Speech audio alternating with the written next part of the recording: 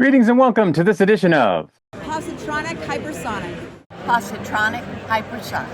Positronic Hypersonic. I'm Barry P. Cook, and I'm here to talk to you about the latest episodes of Star Wars Maul Shadow Lord. The first of the two episodes this week was titled Inquisition, and it begins with an Imperial Star Destroyer lowering into Janek City, with TK troopers making their way into the city, announcing that all off-world travel is now halted. As Imperial Officer Lieutenant Blake expresses his wish to question Captain Lawson and the Chief, Jedi Master Daki mentions that he's open to letting the Empire deal with Maul. As Lawson and the Chief are questioned by Blake, Maul is disturbed by the troopers' presence in the city and expresses his desire to stick with his plan. Devin and Master Daki arrive at the Janek City underground train station in their effort to get out of the city, shocked to find stormtroopers patrolling the area. Daki used a Jedi mind trick to manipulate a stormtrooper and let them pass, but another one caught them, leading to an intense chase on the tracks. Fortunately, Daki and Devin outsmart the troopers. When it becomes Lawson's turn to be brought in for questioning after the Chief was questioned, he sees a scratch mark on the table and is informed that the Chief has been permanently transferred.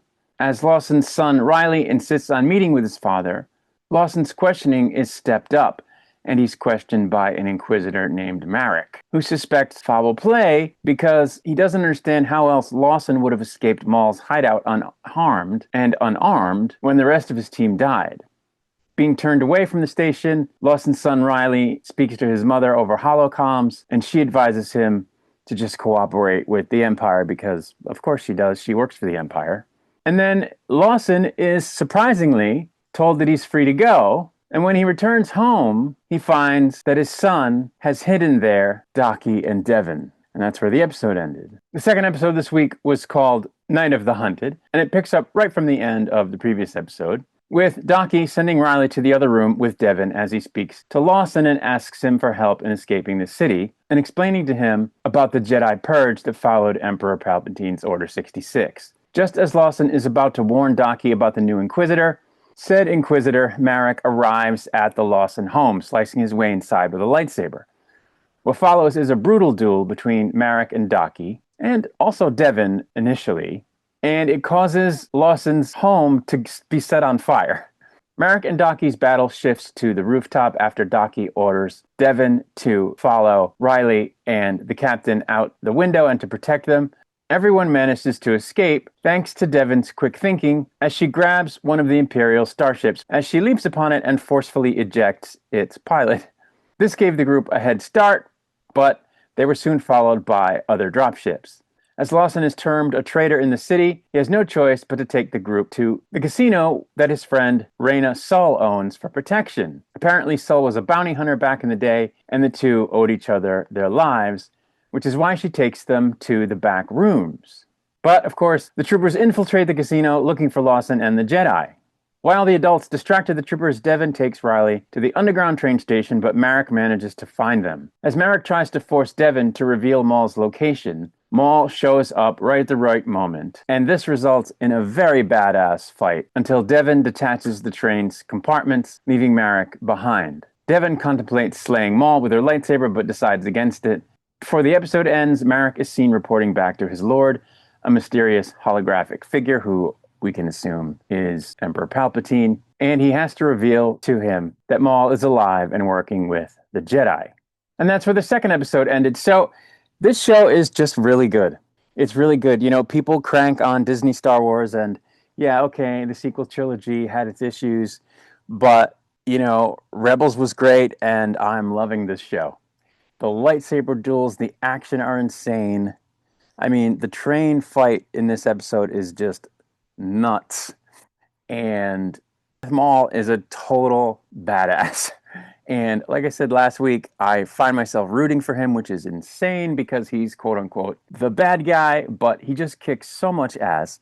And, you know, everybody loves to hate the Empire and he's fighting against them.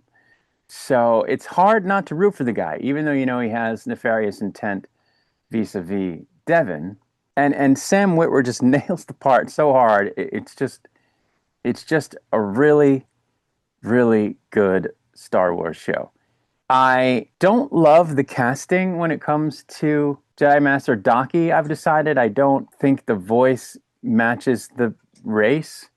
I think it would have been better if the guy who plays Lawson played Master Daki, and maybe the guy who plays Master Daki played Captain Lawson. I think if they swapped those two, it would have been better. But anyway, that's just a minor nitpick. I'm a little surprised that Riley took Daki and Devin to his dad's place, because even if he didn't know that that would be a bad idea, because of course the Empire is watching the captain, Daki and Devin would have realized that, and they wouldn't have gone there. I mean, maybe their desperation is what caused them to go there, but they had to know they were going to lead the Empire right there. And now Lawson's house is gone, or apartment, or whatever. It's just burnt up completely. So, yeah, I don't know what was going on there. But other than that, this is a pair of episodes that, like the few before, were really good. And I really am enjoying this show. There's just is not a lot to say about it other than it's just really, really good. The Force use scenes are excellent. Sam Witwer is excellent. Darth Maul is a badass. It's just great. One funny thing that occurred to me, though, while watching it is because they're being chased. And, one thing that Force users cannot seem to do, apparently, is generate a Force field. It's called the Force, but they can't turn the Force into like an impenetrable shield or whatever, so they can't be followed. It's not something Force users can do, apparently. Would seem to be a thing they'd want to figure out how to do, because it would come in handy, apparently, but it's not something they can do, which is kind of funny. But anyway, just really enjoying this show, and if you're not watching it, you really should be. But that's really it. I've already repeated myself a little bit, so before I do so any further, I'm going to get out of here, but I'll be back with another video soon. Until I return, may the Force be with you.